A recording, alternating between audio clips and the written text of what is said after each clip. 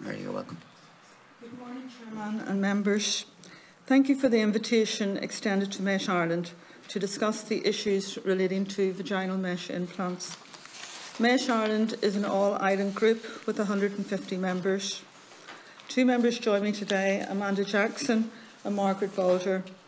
The motto of our group is "For mesh injured, by mesh injured."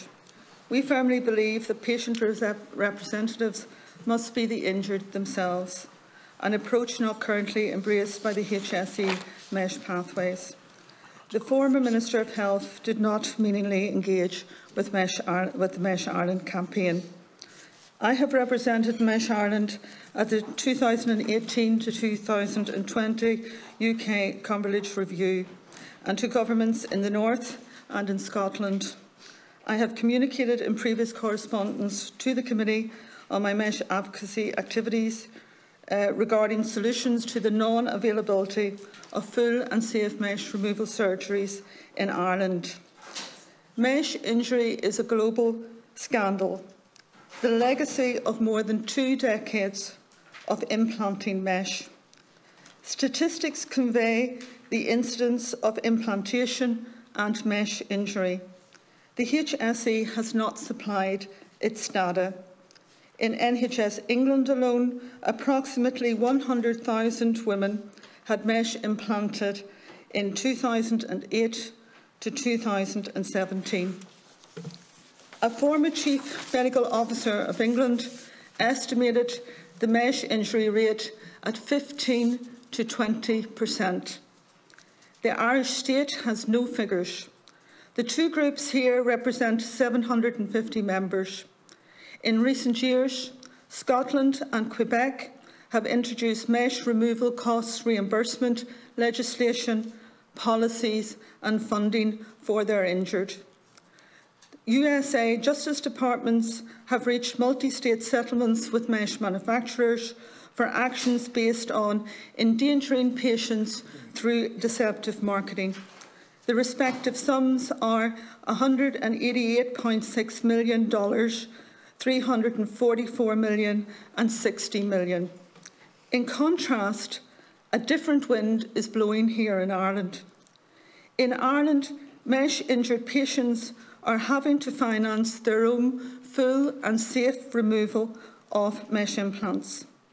The local mood remains anchored in talking up partial removals of the implants as the best alternative. It is not simply the case that the low-volume HSE data of attempted full removals evidence the risk to patient safety, where HSE surgeons may be coming under pressure to demonstrate skills to have a go at a full removal, whether they have the skill set and expertise or not. Yet mesh removal skills are a special skill set. It is a perfect storm scenario which should be resolved by stepping up access to the treatment abroad scheme, not restricting it. Why full mesh and safe removal is the best option? When polypropylene mesh implants are inserted, our internal tissues form scar tissue over the implant. It is the scar tissue which encases the implant and holds them in place. The incontinence tapes, or slings, are on average 22 centimetres long. The prolapse meshes are much larger than slings. They can run from the front of the pelvis to the rectal area, causing both urinary and bowel incontinence or retention when problems arise. I can best describe them as having the size of a lady's panty liner, with long strips going off at the sides. Some have 6 strips. Some are additionally secured internally by additional metal fasteners and staples. Their position in our bodies and the scar tissue surrounding them poses surgical challenges in removing them. Partial removals, the default solution for 2 decades, are not the answer. If a woman has pain from mesh in her groin, removing the easily accessible few centimetres of mesh from under the bladder pipe will not ease that pain. Eventually, surgeons have no access to the remainder implant due to the dense scar tissue. They simply cannot get in at the mesh. These women have only non-surgical treatment options open.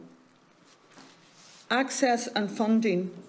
The principles of autonomy and informed consent tell us that women have a right to have the option of full safe removals of their implant on the public healthcare system.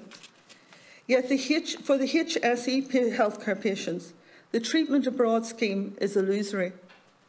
It is a catch-22. The patients must exhaust the treatment abroad scheme pathway to prove they have tried the available routes. But the system is stacked against them. First, the HSE's official position is that these surgeries are available in Ireland. We dispute this. This unequivocal and bold statement is a hurdle for which our women alone cannot dismantle. Secondly, HSE surgical community is deeply attached to partial removals. It is their historical comfort zone.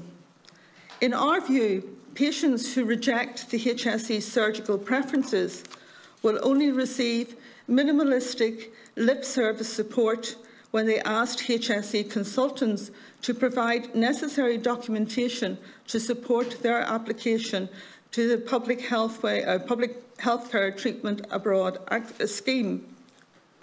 2 women did travel to the USA with HSE consultant authored letters of support. However, what differentiates these 2 cases from others is that these patients funded their surgeries through private healthcare and their own financial means. It is here that a 2-tier system emerges. Private patients are passported through. HSE-reliant patients are kettled in local HSE pathways. Patient choice should not be determined by a medical community, which dilutes its support for the identical medical procedure with the identical surgeon based on the financial means of the patients. HSE patients are currently experiencing a mindset akin to like it or lump it, partial removals or nothing. They deserve to be treated with respect.